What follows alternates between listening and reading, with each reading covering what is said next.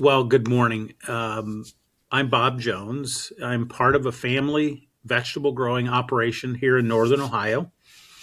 My parents started growing vegetables in the 60s, and we have continued that. The farm has gone through several evolutionary changes. We were at one time a large wholesale grower, 1,200 acres of vegetables, wholesale only, shipped anywhere east of the Rockies. In the 1980s, there was something called the farm crisis, and you're far too young to remember that. But I remember it. I remember it. I'm in the my 50s. I remember things from the 80s well. yeah the way that I explain this often to people is that agriculture in the United States and around the world today is broken. It's broken both economically and it's broken agronomically. From an economic standpoint, the model that we use to fund agriculture in the US today is something called the operating note, where farmers go this time of the year to their lending institutions and they go with their plan for the coming growing season and they borrow operating money for seed, for rent, for equipment, for fertilizer, for whatever capital expenditures they're going to need for the following growing season. And you borrow that money and then you farm all year and hope that you can pay that back. And you go in next year and you massage the books the best you can and you borrow operating money again. Every farmer in the United States today is 2 bad years in a row from non-existence. Because when you have multiple years in a row, like agriculture is experiencing currently, and they had a poor profitability year in 25, and they go into their lending institution and they're borrowing operating money for 26, and then when they get that money, they take part of that money for 26 and finish paying off the bills that are left from 25. So now they're starting from a shortfall. If they have a great year in 26, they can cover that over, blend the averages in, everything's fine. If they have another bad year in 26, which is forecast for increased input costs and decreased market prices of agronomic crops, then they got a real problem that they're staring at. We experienced that in the 80s, and our bank, our lending institution, encouraged us to find a different avocation. We went from 1,200 acres in 83 to 6 acres in 1984. Thank you. Almost. So we downsized. We started going, we were large wholesale growers, which was large volume, very, very skinny margins, or So who selling did you at a sell loss, to? and then waiting for our money. We worked with a large grocery store chain in the US, and they were 120-day pay. So we were borrowing money. My dad's last operating note was 24% interest. Borrowed money at 24%. We loaned it out at 0, and we wondered why it didn't work. It was economics 101. From the agronomic side, my dad was also seeing at that same time that it was requiring more and more inputs to produce the same or less outputs. So with what we're looking at today, regenerative agriculture kind of answers all of those problems, both the economic and the agronomic, where we can grow food using less inputs, create healthier soils, healthier plants, healthier people, healthier planet. Everything wins in that scenario. We just have been very, very fortunate to have met 40 years ago while we were at a farmer's market. We met a chef. She was European trained. She was working at an accounting firm. She ran a corporate dining room, and she was looking for baby zucchini with blossoms. And my dad said they're not ready yet. We were harvesting zucchini at 8 inches in length, and you put 24 in a peck basket and you got $3, and we thought we were doing great. She kept coming back to the farmer's market in Cleveland and asking us to sell her, would you please pick 3-inch zucchinis with the flowers still attached? And my dad was getting aggravated because this lady kept coming back. And It sounds like she'd be a friend of mine. Now, today we celebrate her. But at the time, and it was interesting, we had these conversations on Saturday afternoons when we all got back from the farmer's market. And finally, my brother came home from the market and he said, Dad, this gal, she really wants these baby zucchini with the flower on them. And he was about half aggravated because she'd asked 3 weeks in a row, and he said no once. And I don't know about your house, but in our house, when you asked Dad a question and he said no, that was kind of the end of it. You didn't really want to bring it up again. But my brother said to my dad, Dad, she said she really wants these and she doesn't care what they cost. He said, how many does she want?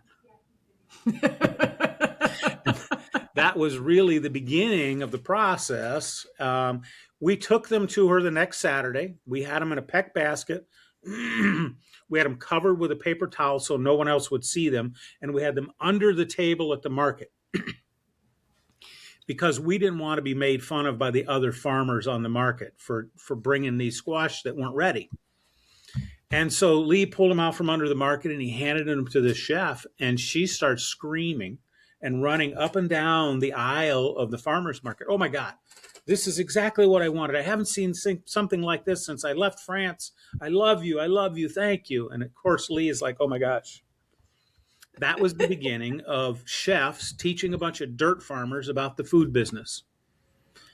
Our contention is that most farmers in the United States today don't recognize they're growing food because they don't have a direct connection to the end consumer. And so there's not that immediate feedback loop. Yep. Immediate feedback on product quality is always helpful. It's just not always fun, because when we screw it up, somebody's going to tell us about it right away, and we have a 100% money back guarantee, so we will refund or reship immediately to make it right. This time of year, that's difficult. Shipping in these conditions is brutal. But we make it work. We've worked for 25 years to try and find the right packaging material. 99% of our product today now ships through UPS or FedEx. We ship to restaurants and homes in all 50 states and 17 countries. A dietitian on staff who helps us do research and helps point our direction. We also have developed relationships with some unbelievable folks who are really teaching us about what's important in health and wellness. Dr. Nasha Winters, who is a holistic oncologist. We've worked with her for a number of years, and she has taught us a lot of information. We've worked with Dr. Will Lee. He actually published, he came here and looked at our data and said, are you publishing your data? And I'm like, no, I don't have any letters after my name. Nobody's interested in my information. So he co-published with us this past year with the American Society for Nutrition and the American Society of Dietitians. He looked at 5 years worth of data on mineral density. I was looking for and trying to increase the content of minerals in vegetables. What he saw when he aggregated all of that data was that the mineral density was increasing while the sodium was decreasing.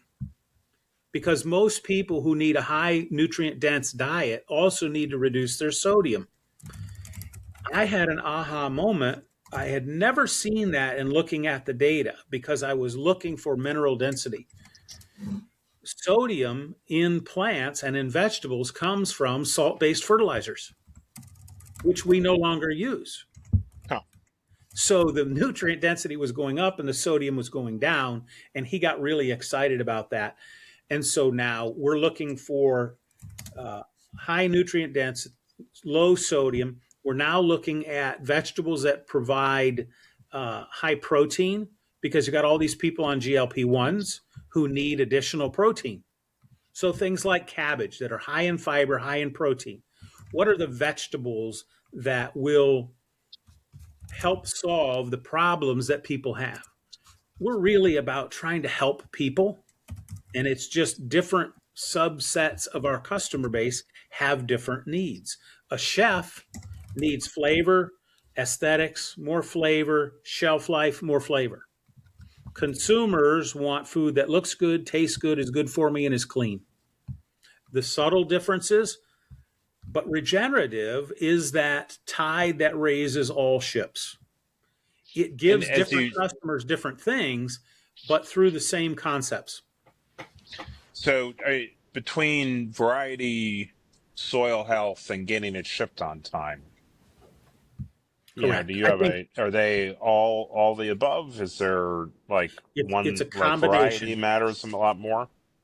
Variety matters. Seasonal. There are differences on nutrient density by variety. So varieties of spinach, varieties of carrots. There are Yep. flavor differences. There are nutritional differences. There's difference at the size that the plant is harvested. That's why we're so excited about what microgreens can do for cancer patients. So Nature taught us. do your, sorry, I just want to sort of, do your customers come looking at that level, or do they ask you to make that decision for them?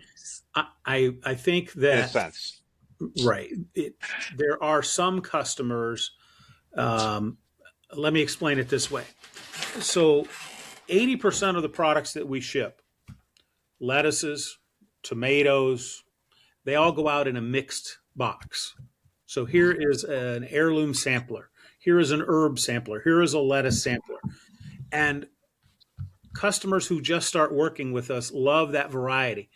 But then as their sophistication grows, they pick out their favorites. And then they start to hone in and say, oh, we want red speckles lettuce, or we want red romaine, or depending on their application on the plate. It could be a color, it could be a size, it could be a flavor. We have a group of people this week that's traveling to Disney because they're our biggest customer. Your group of people being your team. Yes. Yeah. Yeah. People from production, people from sales, people from marketing are all going to visit with the culinary team at the Flavor Lab to talk about flavor profiles that match from colors to flavors to the beverage menu. How can you dress up the beverage menu? Those are kinds of things that in culinary are more important. Part of it is flavor. A big part is flavor. Part of it is aesthetics. For home consumers, it's more about flavor and nutrition. It's about antioxidant. It's You have about about so you got about 175 people on your team, I think is what you at told me. peak. That's about right. Yes. And so, like, fast forward to WGA, Western Growers, or California, and the large production specialty. What are you, a niche in the industry that has a defined area, or is the unmet need 10 or 20% of WGA's Well, production? we are the tick on the end of the tail on the end of the dog as compared to Western growers. Yeah. Very, very large volume. While not monoculture, more like monoculture Yeah. than a mixed species. 100-acre blocks, 200-acre blocks of green romaine. They do a fantastic job. Wonderful farmers, good people, different market. Ours is absolutely a niche market.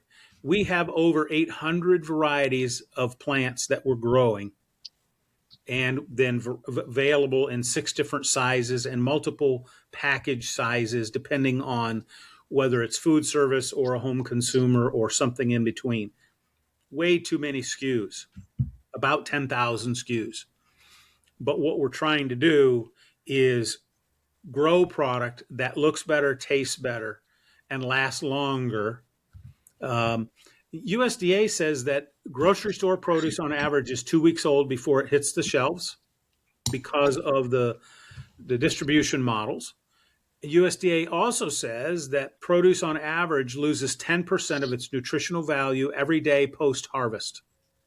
So part of the magic here is, now it's not cheap.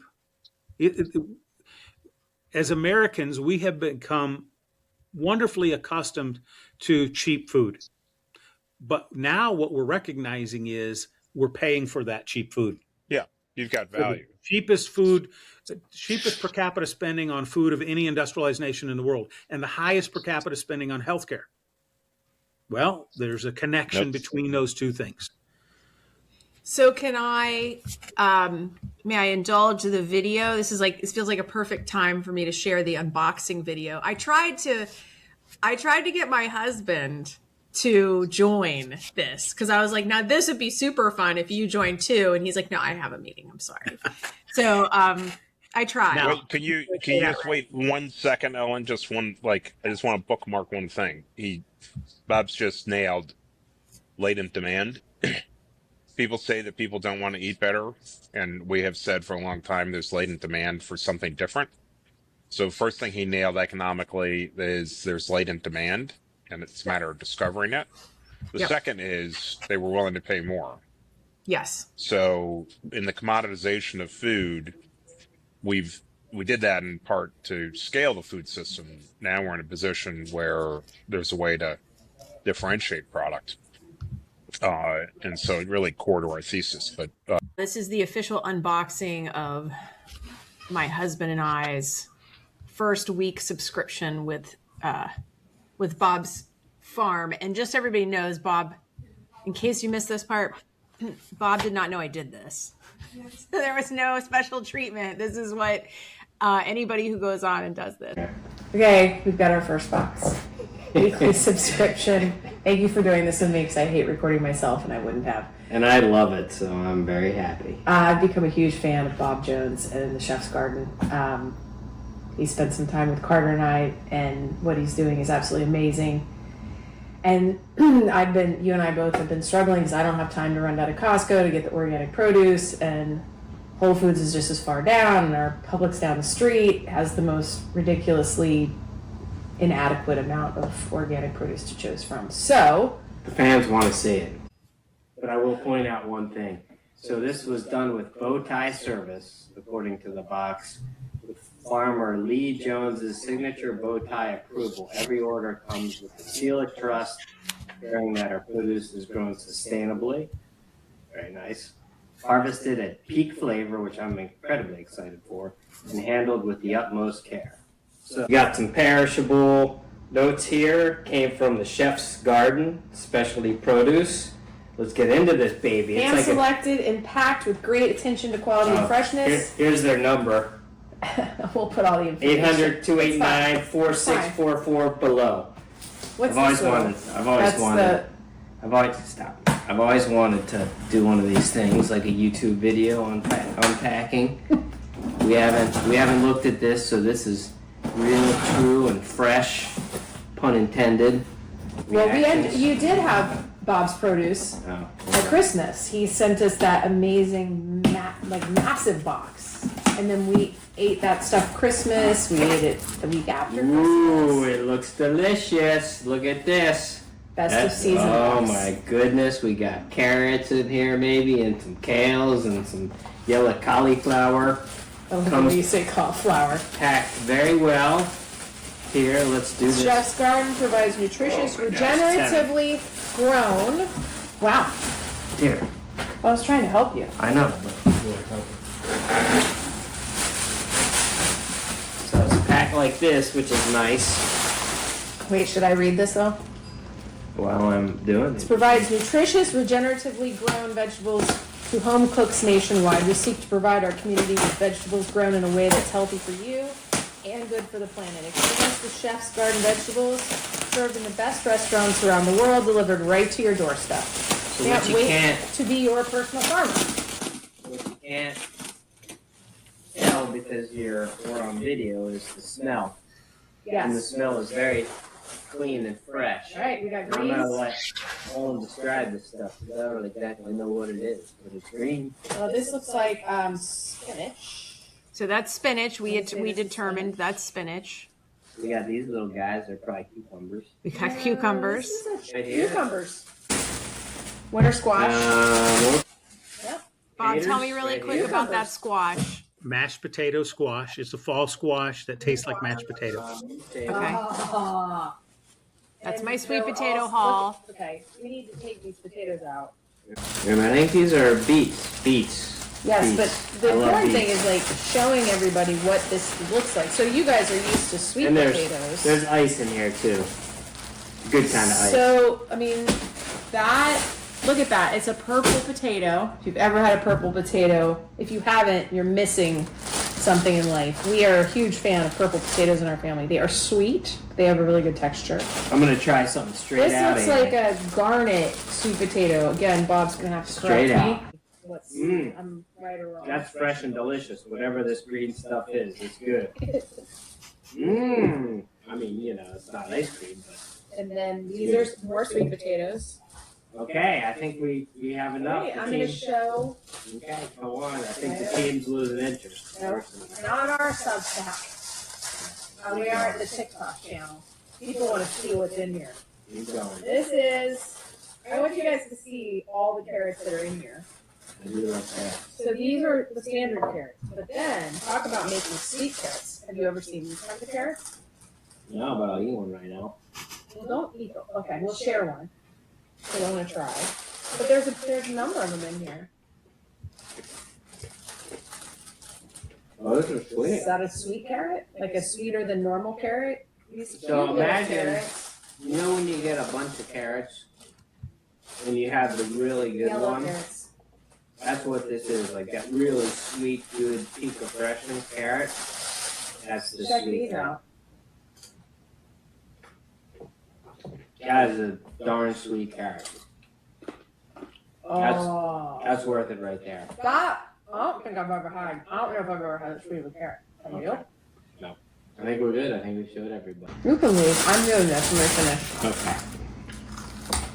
Good to see y'all. Thank you for the cameo.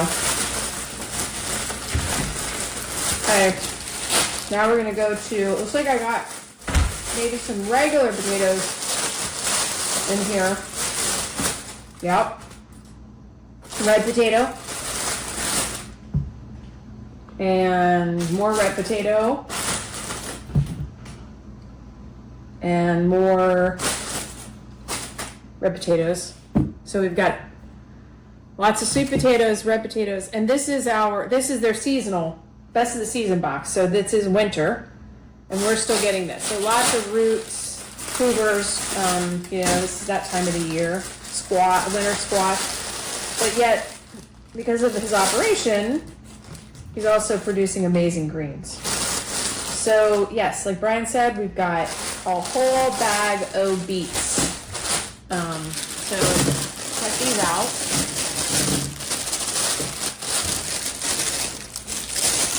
Hopefully you can see those. I have no idea how the camera's working. And then these appear to me to be some sort of radish. Yes, the radish. Which I'm just going to try a little bite of one. And then we're done because our son's pulling up and don't want to record him entering the house. He will not be happy about that. So here is the inside. Look at this. You guys see this? These are the radish that we have. But look at that. Unbelievable. It's like super sweet and spicy, but it's nothing like amazing. Watermelon radish. And with that, I will bid you adieu. So is there an opportunity, like, is there a next, I mean, we've talked about this a bit, like, is there a next level? I mean, I think we can appreciate the niche nature of this, and we can sort of appreciate and respect the scale of WGA. Do you think, is there, I sort of have felt like maybe there's a mid-lane market in which we have shorter supply chains. We take your sophistication and infuse it into regional underglass farmers. But maybe there's a middle supply Absolutely. chain that's shorter, better tailored. I think more regional distribution of food versus all of our food having to come from California and then a 4-day ride on a truck or from southern Mexico. I think there absolutely is a way to be able to. We're still learning. We don't have this all figured out. We learn every day about how to grow healthier plants and healthier food. But what we're trying to do is to better understand that, to codify that, to look at data. Big data is going to be wonderfully helpful. AI is going to be wonderfully helpful in codifying what's really working and what isn't working. Are you guys Claude coding yet? No. So I would love Bob to do a full, maybe do an episode, and we bring on some other folks and we really dive into this deeper. I knew that Carter had this travel snafu, and I figured it would be fun since we had done that video. You guys want to cover anything else off, knowing that this is like the trailer to dive deeper. Well, first tell us, Bob, where should everybody go if they want to try their own box? If you go to the website for Chef's Garden, Google Chef's Garden, you will get a website that shows all of the product that is fresh and available currently. You will get the first choice you will get to make is, are you a home consumer or a professional chef?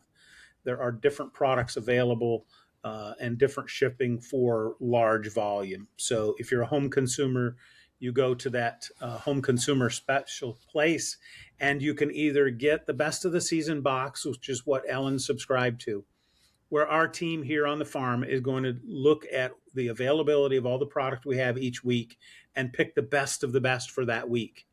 Or you can order a la carte, and you can go in and pick and choose the things that you want from the greens, from the microgreens, from the potatoes, the carrots, the radishes, etc. And that was the seasonal box, right? And it was amazing. That was the best of the season box that you got, correct? Yep. We're just extremely grateful to have the conversation and talk to like-minded folks. We're a family farm here in Ohio, and we're supporting 175 families and doing our part to help people however we can. Well, I appreciate the opportunity today. Well, and Bob, thanks for, I literally emailed you like an hour and a half ago. I was like, can you join a live stream? And you were like, sure. So thanks for hopping on like this and even putting up with my technical insufficiency. So, all right, we will talk soon. I think we're already scheduled next week. Thanks, Bob. You. Okay. Have a good day. Good to see you, Bob. Bye. All right. I think you just, yeah. So, there you go. See, I thought you were going to be late. That was a stand-in. That was a pretty good job. Yeah, I got that. So Martin, Bob's a great stand-in. Could have done the whole day on him. Nailed it. Lori just nailed it and said, Lori Kordovich from Plant Strong, who she knows Bob well, they live near each other too. And she said, nothing compares to their produce. The difference is mind-blowing, even compared to Whole Foods. And then Martin Crompton said, it's the gold standard in regenerative, high nutrient and phytonutrient health, quote unquote health, vegetables, and most flavorful, and will outlast anything you've ever bought in terms of shelf life. It really is amazing. I've got stuff that lasted that weeks. Normally from the grocery store would last 3 days. I've had it last 4 days, by 4 weeks. Yeah. Well, I just think we talk so much on the Substack about the importance of nutrient density and the importance of the soil and regenerative farming and all these things. And the way that box brought that to life to me is invaluable. Much like the conversation we had earlier this week with Robert Ferguson around hormones and food on my behalf. So I think that's our objective here, is to be very industry oriented, but also at a personal level, bringing it into our lives so we can understand how it works. So you ready to dive in? We can do like a complete 180. 5 of the biggest health plan CEOs in the country were absolutely grilled yesterday in DC in a manner to which felt like amazing theater. It wasn't even theater, but it felt like it. It was, as somebody that spent 35 years in healthcare and watched it all go to where it is today, I thought it was spectacular. I couldn't watch very much of it. I recorded the whole thing and then I did not get to watch any of it, so you're gonna have to. Yeah. Well, I do. I have a bunch of notes that I'm gonna share, and then we can talk about really what it means. I think the biggest. So if you were to say to me, okay, let's play this game since you didn't get to watch it, what would you have wanted them to cover if we thought that things were moving in the right direction within the incumbent But would healthcare I system. like the Senate to have covered? In the testimony, the whole testimony was around why health insurance costs are so high. That was the point of this testimony. This hearing was, it was the Republicans especially saying, look, so instead of us just continuing to kick the enhanced subsidies down the curb, right? This was about, well, why do we need to pay these? Like, why have premiums gotten so out of hand that when the enhanced subsidies go away, we're going to see $20 million leave the market, right? I mean, 20 million subscribers, basically walk away from their health insurance with no other choice. I thought it was brilliant. Like, I'm just going to say that right now. I don't like to get into the politics of things. I don't like to Which take committee was this? I House apologize. Ways and Means. It's okay. The Energy Committee. No, it was both. They did it in front of the Energy Committee, and then in the morning, and then they went over and did it in the at the House Ways and Means Committee in the afternoon. Both House, not Senate. Okay. Correct. But it was amazing because look, politics aside, to say, you know what, we're going to bring the people in that run the companies that are responsible for the premiums. So, of course, you can imagine where my brain went, which is why I'm asking you, like, what would you have wanted them to sort of mention in that hearing? Them being the congressman, or them being the... No, the 5 CEOs. So we had CVS, we had the CEO of CVS. You attempted to ask, why are they even there? Like, why are they the ones that can solve the problem? Well, especially because they only hold about probably at best a quarter of the insurance risk of the country, if that, maybe 20%. Well, and also employers hold it in the government. I mean, you have System B politicians asking System B. It's like asking a deaf kid to yelling at a deaf kid. So here are the 5 CEOs, and then I will share who at least. So I've decided I need a broccoli. It would have been nice. I'm sorry. It would be nice to. What do you ask? I'd like him to say, look, this is what we need to do. We want to be the world's leader and the best, healthiest people, and this is what we need to get to. We have a system. We operate perfectly within the system that we together have constructed, and it's not serving people well, and it's time to change it. And these are the business opportunities that we see to change it. I mean, at one level, you'd like to say that. Well, right. So here's what they actually said. So we had the CEO of CVS, which used to be Aetna. We had the CEO the greatest merger of all time. Yeah, exactly. We have the CEO of Cigna, CEO of United, CEO of Elevance, and my actual favorite was Blue Shield of California. I happen to be a fan of Paul Markovich in relation to other CEOs, if I have to sort of put them in a range of at least getting what's going on or starting to hit it.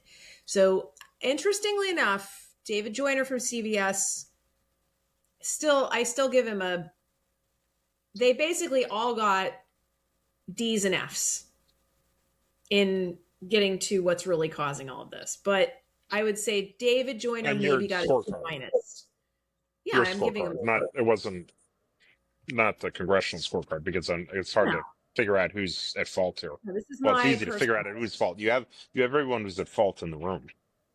Yeah, but absolutely. Well, I mean, honestly, the food industry is the one that's driving it, but I'll leave it, Anyway, so David Joyner, shockingly from CBS, sort of maybe gave the best quote that could put him in C minus instead of D plus, but he said, today we believe that the single biggest issue is the health status of the population. They're aging, consuming more healthcare resources. So now this is where he gets into the DF category. So our focus is on wellness prevention. Okay. We're still C. Actually, we're maybe even like B. But this is where it goes downhill. Well, actually, no. Keeping people out of the hospital. Yay. But then this. Keeping people on low-cost therapies. that will ultimately manage your overall health costs. He also proposed expand the definition of preventative care to services that, now this is good, that keep people healthy and out of the hospital, bad, because why we keep talking about the hospital, and allow people in high deductible plans to access these services in their pre-deductible phase. Now, let me just humor me for a second and let me hit this, and then I want to make a really important point. Then Cordani from Cigna says, first, we must focus more resources on the patient earlier in the care journey. But again, we're still in the friggin' care journey, especially programs that prevent chronic disease and support long-term health. Well, if right, the care journey, then that's like, well, what is the care journey? And this is a good one. Is that pre-chronic? Well, right. He doesn't define it. Our population is aging and more Americans are living with chronic condition. That increases cost across the entire system. Yay! But then we don't even talk about what's causing that. Like literally, we don't talk about that in the entire hearing. I mean, from a systems view, these, to some degree, these are end-stage chronic disease, serious acute disease. If that was the scope of the conversation, these guys are the right guys to have in the room. Well, but correct. But anything other than end-stage chronic disease or acute, I'm not sure that these people are any more qualified than a Uber driver. Uber driver is probably more qualified to answer the question. Actually, an Uber driver, that's not even a pejorative. The Uber driver, we know the Uber driver is more qualified to answer the question. Yeah, but that's not what people think. Everybody wants to lay blame. I mean, look what happened with the CEO, Brian Thompson, that was murdered. I mean, we want to hold these guys. It's the insurance company's fault that healthcare costs so much, right? So then the last three, so Stephen Helmsley's sort of key quote on this was, this is United. Now he claims we focus on preventative care so people get care before a condition worsens or before becoming sick at all. Gail Boudreau from Elevance, we also promote preventative care so problems can be caught early. Again, it's like, this is going to be my point in a second. And then finally, Paul Markovich pointed out, now Paul is my favorite only because he at least acknowledges in public that there's a systemic failure. And he kind of hinted at the system design issue here, more not so much saying that clearly, articulating that clearly, but his suggestions around what we need to do, his action suggestions, were more in a system frame.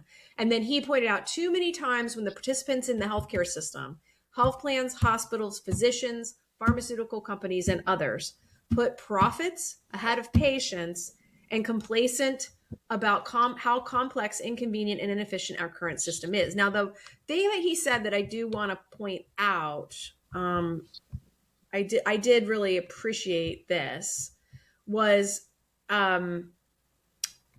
he actually pushed really hard on fee-for-service. He said out loud, our healthcare system is bankrupting and failing us.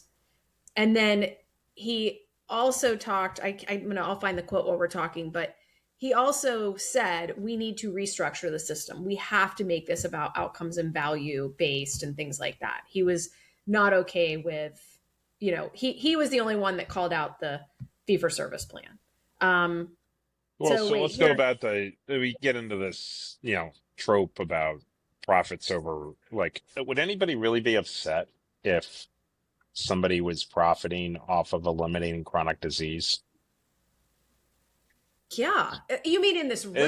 Restate that. Would anybody really get upset if somebody was profiting off the elimination of chronic disease? So if I went to Acme Co, and I was pre-chronic and I said, I want to stop myself from getting chronic disease, and I was happy with the service I was getting, would we be complaining about the profit that company was making if it was making billions? Honestly, no. So outcomes. I agree. And so But the other thing I really think is important, and I've written about this, but I just want to hit on it again on this because I think it's critical, is we have to get better about defining prevention. We all look to healthcare to have the answer of prevention.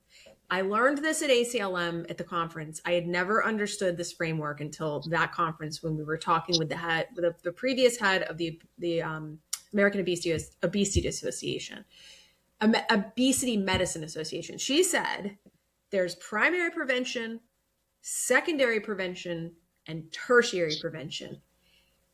And primary prevention is stopping disease before it ever occurs. It's intervening in root causes. It's not pre-chronic. It's keeping you from being pre-chronic. Nutrition and diet, physical activity, reducing environmental exposures, health education, food access, and food policy. And that is what's missing entirely from our current system.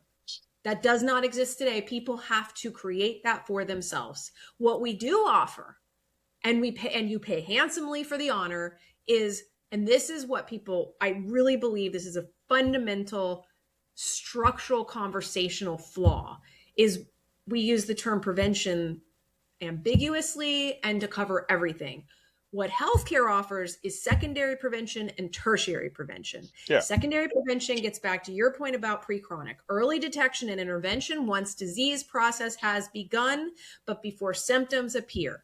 Screenings, early diagnosis, catching prediabetes before it becomes diabetes. And this is what insurance calls prevention, but that's not prevention. And then, it's not primary prevention, and then, which is fully upstream. And then finally, tertiary prevention, managing existing disease to slow progression, prevent complications, and improve quality of life. Diabetes management programs, cardiac rehab, all those things, which is the monetization of disease in essence. Okay. So that's it. I'll do a deep dive because I'm guessing that folks, I don't know, I guess anybody who's on here, and you feel like putting a comment in. My feeling is that folks do want to know what was discussed in the room.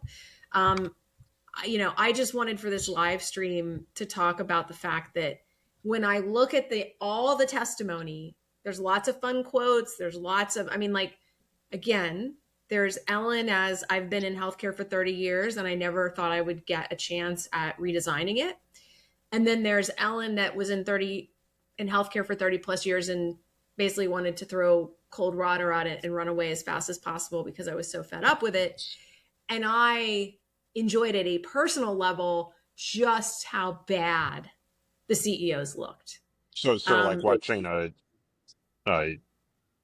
what do they call that when the cars run into each other in a derby? What was that called? Train wreck? No, like they have the cars that like purposely run into each other that everybody watches like with amusement for the amusement. Okay, hold on a second. Let's break this down a little bit because I don't know how to frame it yet, but if there are people, there's a tipping point. We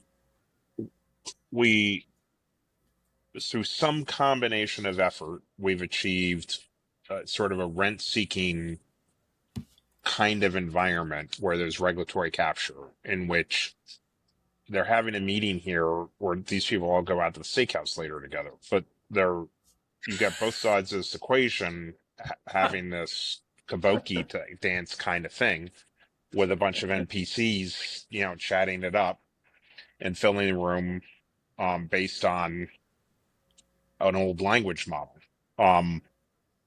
Sorry, it's a little obscure reference, but a thing to maybe think about is there's going to be a tipping point in which people start realizing, like you, there are people like you in the system, 10, 1,000, 20,000, who are going to start saying this doesn't equate. Now, part of it, you can be sort of clean slate and say, if you're Robinson Crusoe on an island and you need healthcare, how do you get it? You got to sort of put it together yourself. It's a little bit of system C thinking. The transitional thinking that we're thinking about is when I talk to the CMO of a major system, cardiologist who's making $2.5 million a year as the, leading cardiologist in the world. And he's looking at a system and telling me that GLP-1s are reducing revenue on their sickest patients by 60%, and that their institution can't retool. An institution designed for end stage chronic disease can't retool to be, phase one preventative care. So I think a question here in front of these folks is, whether it's GLP-1s or what comes next. Once there are more Ellen Browns giving up and coming at this from a different direction, and once we see more business models, call it around the GLP-1 thesis, that say we can get rid of obesity or make a major chunk of it. Now, all of a sudden, you have a system whose core revenue and business model is that, the five forces just undermining healthcare. You'll have less people entering the system. You have GLP-1 reducing revenue. You have agentic AI really disintermediating PCPs at an accelerated rate, not like a 10x rate, like at a 1000x rate. You have these forces; those are right now. And so I think a question I might ask this audience is, do you see those external forces changing your business model faster than we can prepare for? And are we going to be in a room here 6 months from now talking about how you guys need a bailout because your business model is changing so quickly, and your business model is dependent on the structure that we agreed to in our process of regulatory capture and rent seeking. And so all of a sudden they're part of this team that plays the game, the rules-based order kind of thing that Carney was talking about. Canada's like, wait a second, we're changing the rules of the political discourse here, and rules-based order is going away. And with this weirdo political leader in the U.S. that's doing weirdo stuff, does the rules-based order go away? The rules of sort of the game are sort of going away, and those people who know how to operate, and the forklift drivers of our healthcare system that know how to operate it, all of a sudden are going to be like, wait a second, you don't need a forklift any longer. Yeah. Well, okay. Let me jump in. Hold on. I want to jump in on this. I'm sorry. I want to put this on a finer point. I think if I were senators, like, with all these external forces, or the congressman, with all these external forces coming in, are you going to be back here 6 months from now asking for a bailout? And what are you doing to prevent yourself from being or to keep yourself relevant in a changing healthcare system? Well, that's where I go. So I want to put two pieces. I want to put two things together, and then it points back to this. So I had said I had mentioned that we would probably dive today into my Claude for Healthcare a little bit, part 2.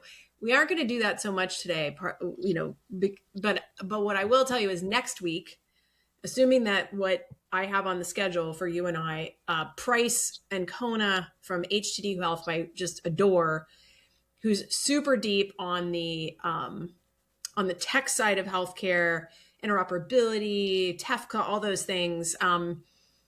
He is going to join us to talk about the Claude for healthcare, and we're going to talk really big. And I'm really excited about that, because so in that vein, to your point about more Ellens, I was on the phone with one of our shared friends, who I will not use her name because she may not want me to say this. People we know jointly, or do we share them? Like, Yes. You get them 50% of the time and I get them share? No, they're people we know jointly. I don't think we have to designate a percentage allocation. I think they would say it's equal opportunity love. Although you will know who this person is by saying that. I am going to go to Breckenridge. No, this is important. I'm going out to Breckenridge next week. I know who it is. Okay, keep going. And she's going to be out there. Okay, now I've narrowed it down. I sort of went there. But anyways, I was on with her and another person. And I said how I had put all my health data into Claude and produced these amazing reports, and I wanted to show them. And I said it blew my mind. And she brought up the question that you and I heard from alluded to was Lisa Armstrong. We talked to her earlier this week. And remember she said, is it safe? Like, I don't know if I want to share my health records. Like that was sort of part of the conversation we were telling her about the Claude thing. So this other person reiterated the same thing. Like, well, is my health data, is it private? Is it protected? And I said, you know me, I just want to learn all this stuff. So I don't care at this point. And then I said, but I will tell you that after I saw what I got out of Claude, by giving it my data, I don't care if it's not private, really, because it was worth it. At the end of the conversation, she said, I don't care about privacy. If I can get Yeah, this. I mean, there's a contract. I mean, let's just go back to the fundamentals of Google. What is our contract with Google? I will let you have my watch data and my movement data so that you give me free access to infinite search. Exactly. Normal everyday humans who drive Ubers know that they're making this compromise and they're okay with it. People who sit in regulated worlds say, we need to create HIPAA so that they don't understand that they're doing this. We need to create HIPAA so that we can create barriers to other people coming in and playing in our playpen. Not to mention that you and I don't both know. Yeah, well, not to mention that you and I both know that through receipts, we're capable of figuring out whether or not somebody's probably got a chronic condition.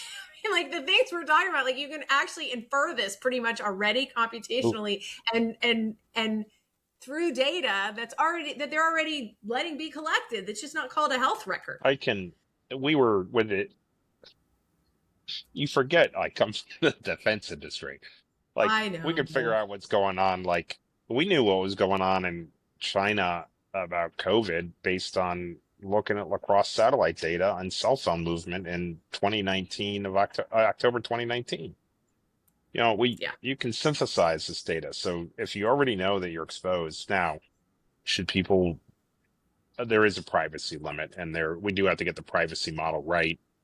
And that really means, which I think HealthX is doing, which is that privacy model needs to be, and the technology exists to do this, that if you have certain conditions that might affect you, like that would affect your hiring because it would affect your insurance, or that you have HIV or whatever. I think there are those opportunities, but that's a matter of very granular privacy rights being given to the consumer, and the consumer being able to hold their health data. And the technology exists in which it just hasn't deployed. The technology exists that would allow me to hold that data and permit it to other people's use, and for me to pull the keys back to destruct that data. So the technology exists for me to say that healthcare system can have my data for now, but all I have to do is kill a key, and that data no longer is available for them to read. And so you can after the fact destroy data even if they have it. So we're going to move to that model. We'll move quicker if we're allowed to, if we can sort of get around the HIPAA thing, and we'll probably have more granular privacy. Yeah, agreed. And ChatGPT is taking a more conservative approach and kind of letting that play out a little bit more. Anthropic is not. It's interesting, right? They've got first mover advantage right now. And I'll tell you, once you dump all your health data somewhere, and until there's like this very easy wallet, which maybe the government pulls off, I don't know. I know some of the people that are getting pulled into that, and they're pretty impressive people. So if anyone's going to do it, it'll be them. But until then, I invested in 3 to 4 hours to dump it into Claude. So, I don't really want to go investing in a bunch of others. Now, this is interesting. This kind of ties this whole thing together in a way. So David Carmouche, who is the Chief Medical and Chief Commercial Officer of Lumeris. So, I talk about John Fryer a lot from Lumeris, who runs, he's in charge of Tom, which is their AI primary care line. And I'm a big fan of that. So David posted, this is very timely, a few hours ago, he wrote, "At first for me late last night, flying home to New Orleans from Newark, as we began our descent, the pilot made an announcement. Ladies and gentlemen, a point of interest for you. The weather in New Orleans tonight is not good at all, with near zero." You're obviously too, Carter, going to absolutely love this for so many reasons. "With zero visibility at the field. As such, we will be using the plane's auto land feature. The plane will be landing itself. We rarely get to use this function, but with these conditions, we are forced to. Thought you all would find that pretty cool. Hold it though. He gets there. In reality, it was both cool and a bit unnerving. The landing was flawless, and I totally understood the need as the fog bank made the runway lights visible maybe a second before touchdown. I then looked up this auto land feature and learned that less than 1% of commercial airline landings are with this feature turned on, just the most difficult landings. It made me think about the healthcare journey I am on with AI. Last night, the safety and well-being of 140 people wasn't left to human intervention. The stakes were too high, and clearly machine has been proven to outperform human. I wonder how long it will be before the trickiest diagnosis, the earliest detection, or the best recommendations will be handled by the medical profession the same way my landing was handled last night. And will doctors proclaim it proudly to our patients? Interesting times indeed.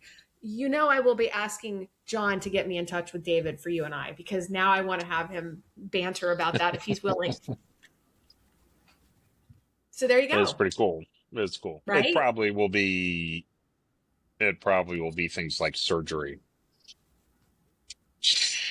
But I would argue with you that after my experience with Claude for Healthcare, I now see it as, I think it is going to be the great unlocking of the primary prevention that doesn't exist today. Well, so let's step through this to help everybody, because I haven't quite figured out how to explain this yet, and I'm trying to. Okay, and just for building an everybody app. that's on, we will wrap this up by the bottom of the hour, if not before, for anybody that's on. Just so everybody knows. So let me just step through a couple thoughts here relating to this. One, if you have Claude or if you have OpenAI and you go to the connectors section, Yes. they have exposed connectors to get into HealthX, which gets you into a lot of your health records, and will connect to your health providers and will connect to Quest. So that's something to think about. If you're on your mobile app, you can connect to Apple Health and to Android Health. You can connect to Aura. There are a lot of connectors that are now available there. So go do that. Fiddle with it this weekend. If anybody wants to know, so if you're in Claude, you click on your name and it'll give you settings. You go to settings, which is what I'm showing right now on here. Come down to connectors. Under connectors, this is HealthX. I set mine up. The way you find this, see how there's a line here? You have to actually go and add these. If you go up to browse connectors, that's what Carter's talking about. Lo and behold, all of these exist today. And this is where you find it. You get the Quest through HealthX, and you'll see more people providing something called an MCP connector. And these will be services that allow AI to communicate with, like an API would, but is sort of a universal connection. And sometimes, so anyway, take a look at that and go on. So that's thing one. Thing two is, in terms of, we have started writing an app. Claude Code is cool. We started writing an app. I think personally, all these health apps are going to converge to a commodity and show up in OpenAI, and all the standalone apps, whether they're Aura or whatever else, are just going to go away. They're going to end up in Claude. They're going to end up in, that's a different story. So there's not a lot of business in making. Okay, wait. This is an interesting point, though, Carter. I think somebody like Aura, I would say, is maybe a little bit of an outlier because they're trying to create their own. But okay, remind me to tell you my prediction. But keep going. Then I have to tell you my prediction. Why we're running the app? The reason we're running the app is to understand something different about human behavior, and that is this. There's not going to be really a geeky engineer. There's something called the Wheatstone Bridge. When I was 10, I got a Radio Shack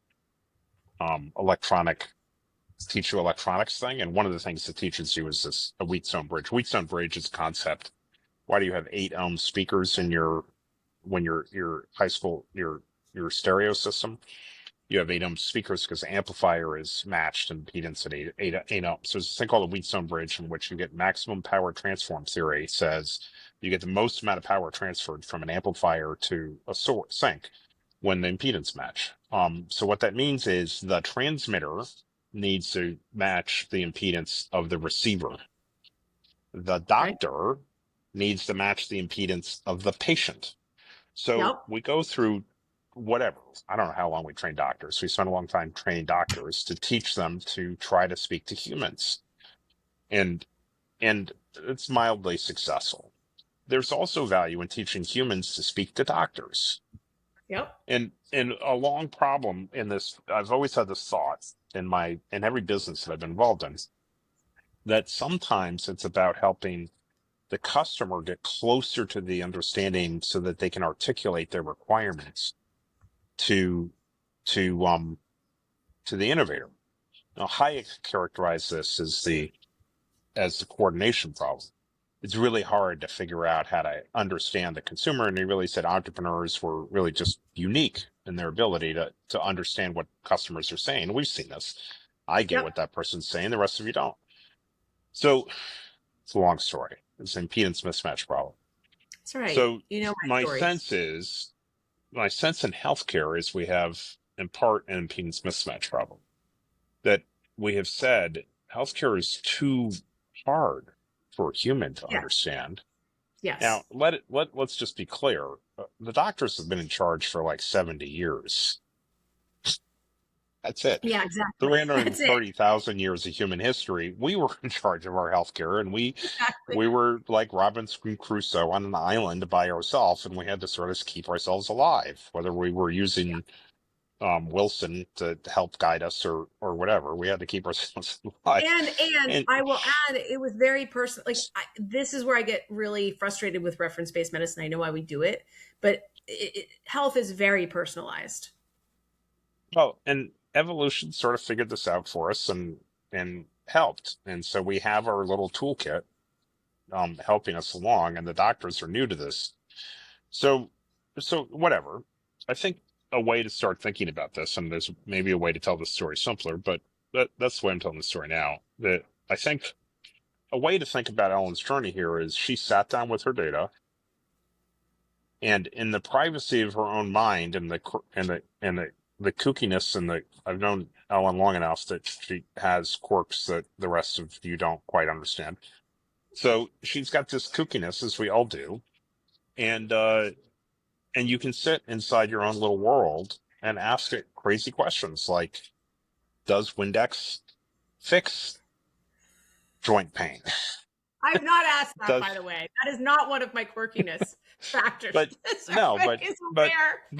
know the Windex is supposed to fix everything, just like Clorox and Vaseline. But you can look against your data and ask these questions. And what it does is it makes you a better consumer of your healthcare and a better consumer of understanding these things. And so I think what this means to healthcare generally is where everybody has taken this from a system B perspective. How do we make it so healthcare can adapt and deliver in different ways?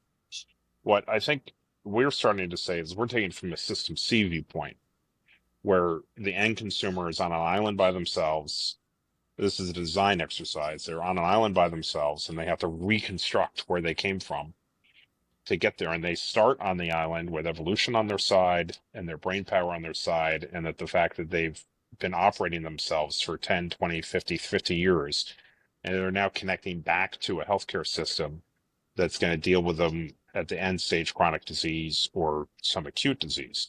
And so the more you know about yourself and the more informed, what you will find is these tools can help you through this. And this is the episode that Ellen went through, and I think she's probably got published on, is I've spilled all my beans to this thing. I spilt all my insecurities that I like to keep to myself, my private thoughts, which are probably more important than your HIPAA record. I've spilled them into the system, and it's helped me get comfortable. And this is what we're thinking of trying to do with this app is how do you make one change? Yeah. Not like we can have the argument like, well, if you knew your diabetes is going down, you'd live longer.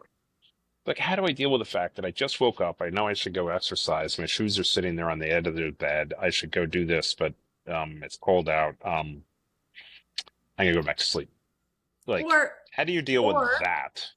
and this again goes back to what you're saying. I thought about this morning was, I've been on a work bender this week. I've been writing like a fiend, like just, I'm very, in my mind, in my head right now. And so sleep becomes challenging, right? Becomes elusive around, 4 a.m.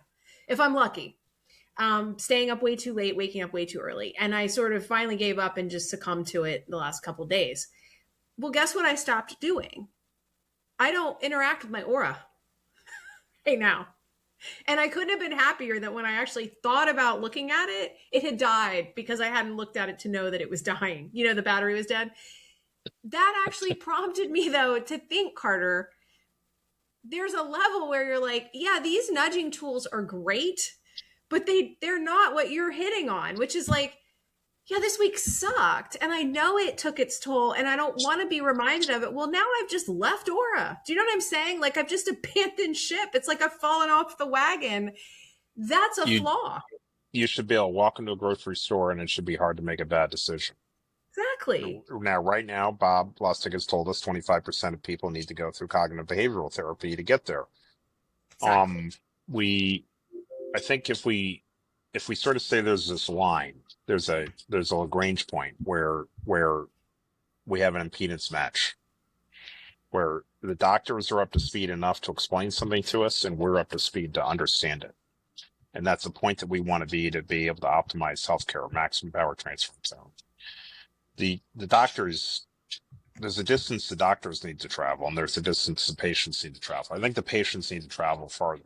And if we think about healthcare innovation and what we need to do next, I think the opportunity to help the patient travel that distance, and I don't think of that necessarily as aura. It's not, and I'll tell you why in a minute. I think it might be orchestrating groceries so it's hard to make a bad decision. It's taking the friction points out.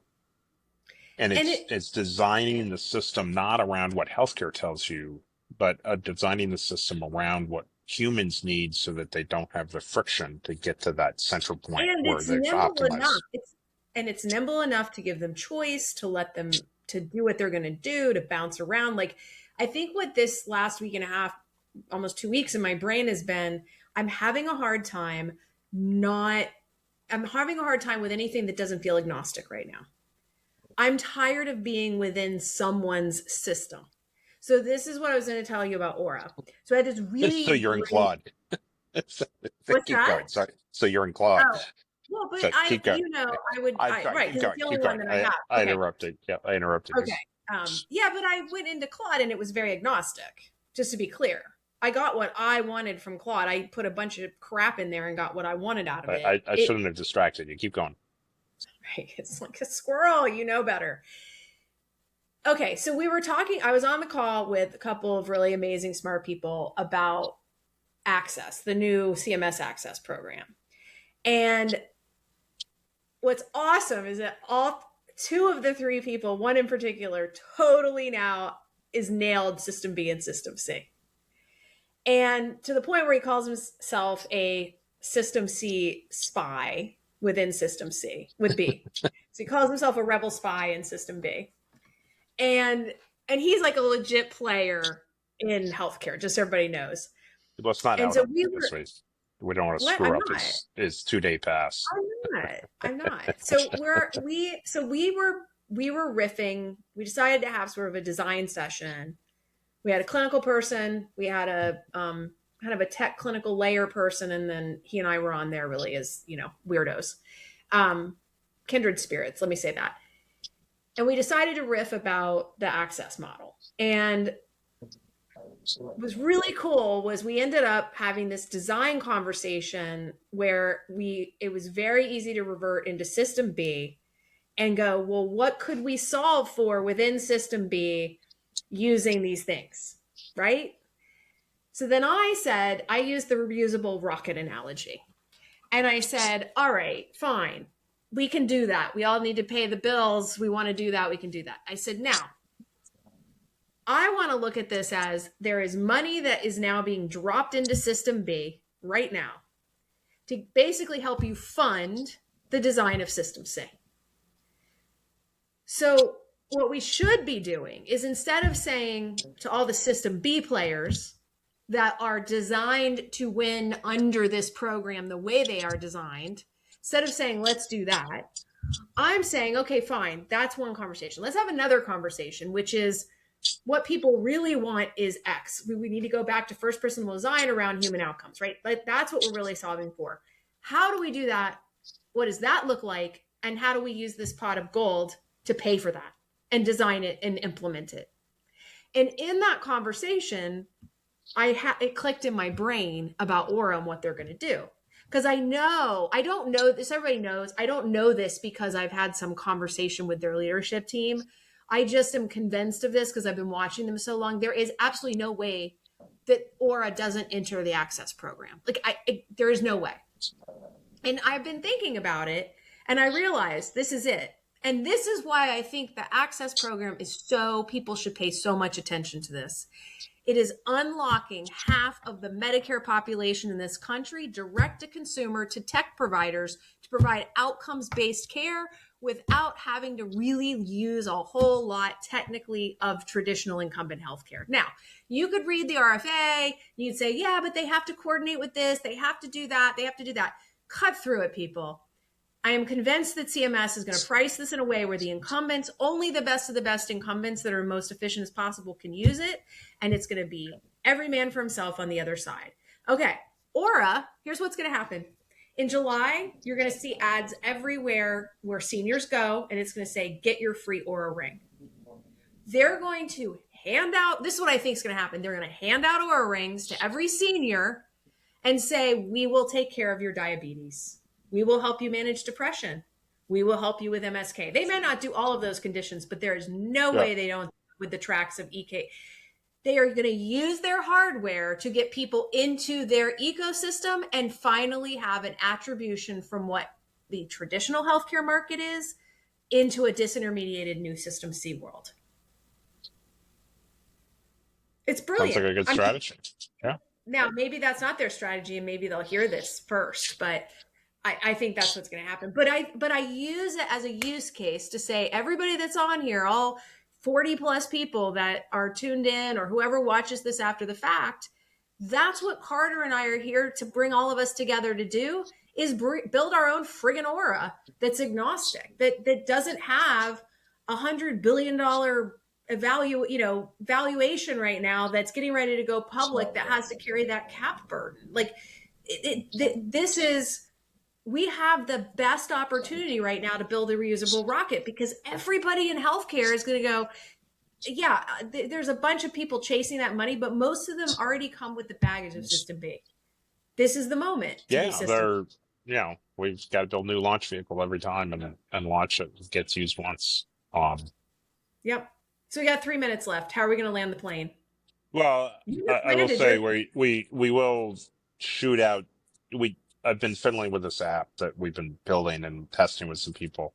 I want to be sure that people understand the reason we're doing that is not to go into the app business, but to help us collectively understand these tools that are forming up, because I don't think the exact tools are going to be the answer. They're going to get commoditized in a way that they're going to show up in lots of places, but understanding how they go into the system design change, the values could be probably garnered more at that system design change, how you manage the network. This is some of the stuff I've been publishing a little bit in terms of what's the world look like in the future. It's not that we have AI. It's that in the US, we've been operating in a world in which we leverage UI and human talent together around a coordinated network system for decades. The rest of the world has been sitting there trying to figure out, and so the ability to understand how that stuff interacts with each other and have it muscle memory that automatically works. Exactly. We're 20, 30 years ahead of everybody on that in terms of this economy. And this is one of the reasons the U.S. economy is so innovative, is we're always intuitively ahead of it. We don't need to send people to school to be entrepreneurs in this country.